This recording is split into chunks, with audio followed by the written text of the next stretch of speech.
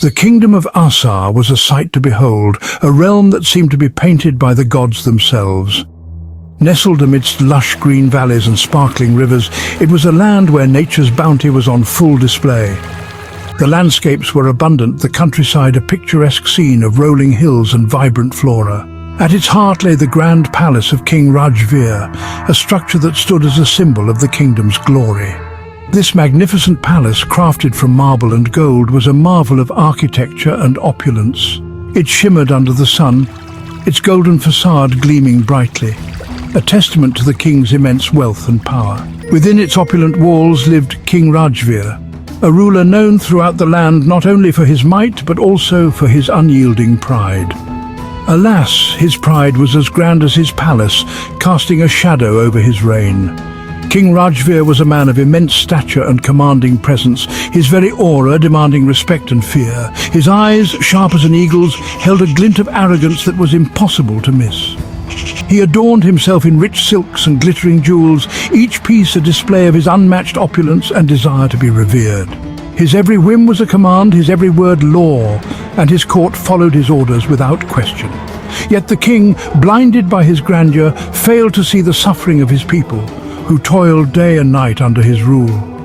He remained oblivious to their plight, lost in his world of self-importance and luxury, unaware of the growing discontent. One day, as the king was preparing for his daily durbar, a servant, in a moment of unfortunate clumsiness, accidentally spilled a drop of wine on his royal robe.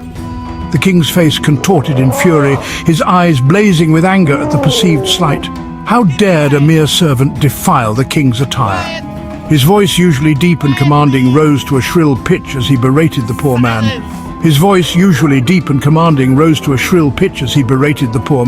His words cutting like a knife. The servant trembled, pleading for mercy, his eyes wide with fear, but Rajveer's heart was cold and unyielding. Without a second thought, he had the servant thrown into the dungeons for his unforgivable offense, a harsh punishment for a minor mistake, reflecting the king's merciless nature. The incident sent a wave of fear through the palace, a chilling reminder of the king's unpredictable nature. It served as a stark reminder of the king's volatile temper, a temper that had grown more erratic with each passing day. His utter disregard for those he deemed beneath him was evident in every action, every word he spoke. The queen, a woman known for her kindness and wisdom, tried to reason with her husband, hoping to reach the man she once knew. She pleaded with him to show mercy, to remember his duty towards his subjects, to be the king they needed. But Rajveer, consumed by his pride and blinded by his own sense of superiority, refused to listen. He dismissed her concerns with a wave of his hand, his heart hardened by his own self-importance and arrogance. The news of the king's cruelty spread like wildfire through the kingdom, reaching every corner and every ear. Fear and resentment began to fester in the hearts of his subjects, who once looked up to him with admiration. They whispered in hushed tones, their voices laced with fear and anger, wondering what had become of their once noble king. The king, once revered and loved, was now feared and despised, a shadow of his former self. Even within the palace walls, whispers of dissent began to echo, the staff no longer loyal but fearful. The king, however, remained oblivious, blinded by his own arrogance and the illusion of his unchallenged power. One day, a mysterious sage arrived at the palace gates, his presence both humble and commanding. He was an old man clothed in simple robes, his eyes twinkling with wisdom and a deep understanding of the world. He had heard tales of the king's tyranny and had come to offer him a chance at redemption, a chance to reclaim his lost honor. The guards, wary of the stranger and his intentions, refused him entry, their loyalty to the king unwavering. But the sage, undeterred by their refusal, simply sat at the gate, his voice echoing through the palace courtyard with a calm authority. He spoke of humility, of compassion, of the true meaning of kingship, hoping his words would reach the king's hardened heart and spark a change. King Rajveer, hearing the commotion from his throne room, stormed out to confront the intruder. "Who dares disturb the king's peace?" he roared, his voice echoing through the courtyard. The sage, unfazed by the king's fury, calmly looked up at him. "I am but a humble servant of the divine, here to deliver a message," he said, his voice serene yet firm. Rajvir, enraged by the sage's audacity, ordered his guards to seize him. The sage, still calm amidst the brewing storm, continued, "A king who rules with fear and pride is no king at all." His words cut deep, striking a chord within Rajvir's soul, but the king, blinded by his rage, refused to listen. "Silence!" he thundered. "You dare lecture me? I am Rajvir, the most powerful king this land has ever seen." His voice dripped with arrogance, his pride refusing to acknowledge the truth in the sage's words. The sage sighed, a look of sadness clouding his eyes. "Your pride will be your downfall, King Rajvir," he said, his voice laced with sorrow. "You have been warned." And with a snap of his fingers, the sage vanished into thin air, leaving behind a stunned silence. Rajvir, his anger replaced by confusion, stood frozen. The sage's words echoed in his ears, but their meaning remained elusive.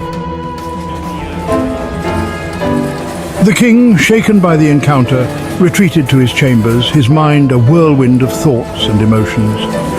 He tried to brush off the sage's words as the ramblings of a madman, but doubt had crept into his heart, gnawing at his confidence. That night, a fierce storm engulfed the kingdom of Asa, as if the heavens themselves were angered. The wind howled like a banshee, and the skies unleashed torrential rain, drenching the land in a relentless downpour. The rivers overflowed, flooding the fields and homes, turning the once fertile lands into a watery wasteland.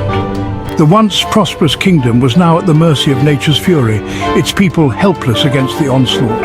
The storm raged for days, leaving a trail of devastation in its wake, uprooting trees and scattering debris across the land.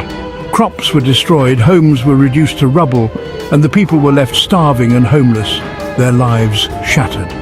The king, witnessing the destruction of his kingdom, was finally forced to confront the consequences of his actions, his heart heavy with regret.